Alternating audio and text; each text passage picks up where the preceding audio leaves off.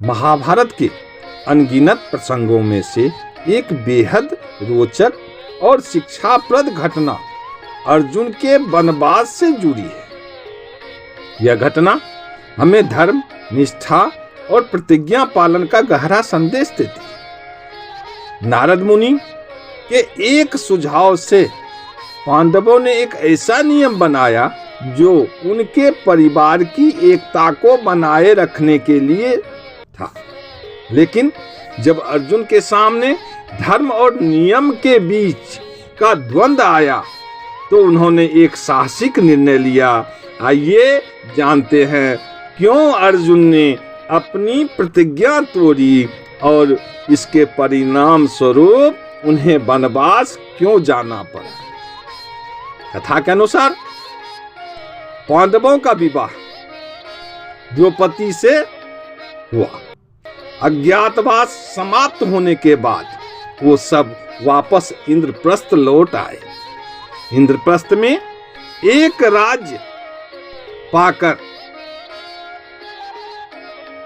धर्मराज युधिष्ठिर अपने भाइयों और द्रौपदी के साथ सुखपूर्वक जीवन व्यतीत करने लगे। एक दिन की बात है, जब सभी पांडव राज्य सभा में बैठे थे तभी नारद मुनि का वहां आगमन हुआ।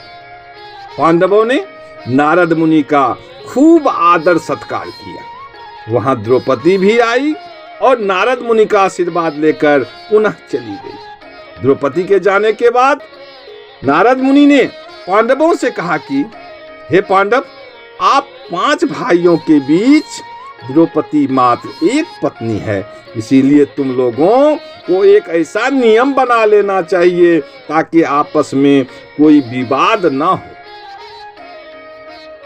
क्योंकि एक स्त्री को लेकर भाइयों में झगड़े मौत का कारण भी बन जाते हैं। ऐसा कहकर नारद मुनि ने उन्हें एक कथा सुनाई, जो कथा इस प्रकार है।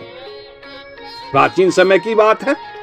सुंद और उपसुंद 2 असुर भाई थे। दोनों के बारे में ऐसा कहा जाता है कि दोनों 2 जिस्म एक जान थे।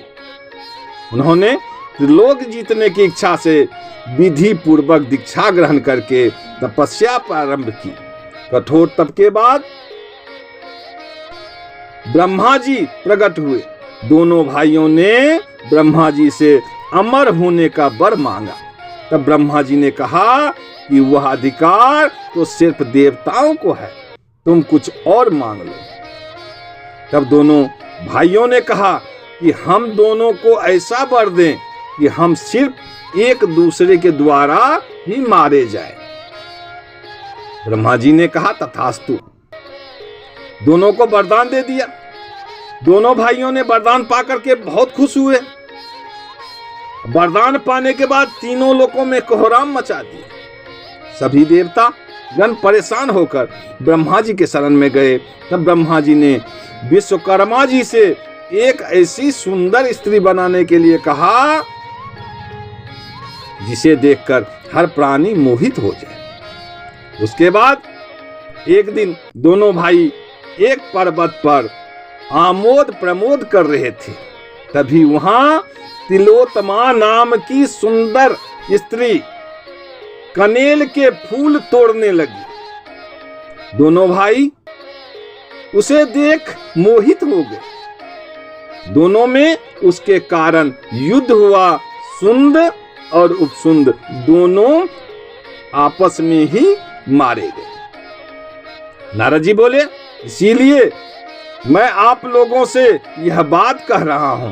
तब पांडवों ने उनकी प्रेरणा से यह प्रतिज्ञा की कि एक नियमित समय तक हर भाई द्रौपदी के पास रहेगा।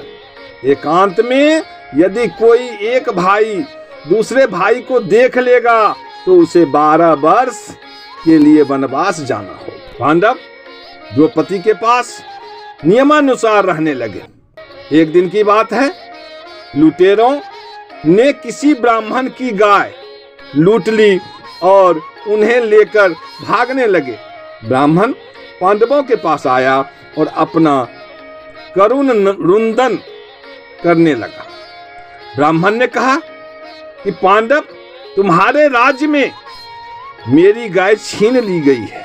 अगर तुम अपनी प्रजा की रक्षा का प्रबंध नहीं कर सकते तो तुम निसंदेह पापी हो। लेकिन पांडवों के सामने अड़चन यह थी कि जिस कमरे में महाराज युधिष्ठिर द्रौपदी के साथ बैठे हुए थे, उसी कमरे में उनके अस्त्र शस्त्र भी थे। एक और कौटुंबिक नियम और दूसरी तरफ ब्राह्मण की करुण पुकार। तब अर्जुन को रहा नहीं गया, प्रण किया कि मुझे इस ब्राह्मण की रक्षा करनी ही है, चाहे फिर मुझे इसका प्रायश्चित क्यों ना करना पड़े।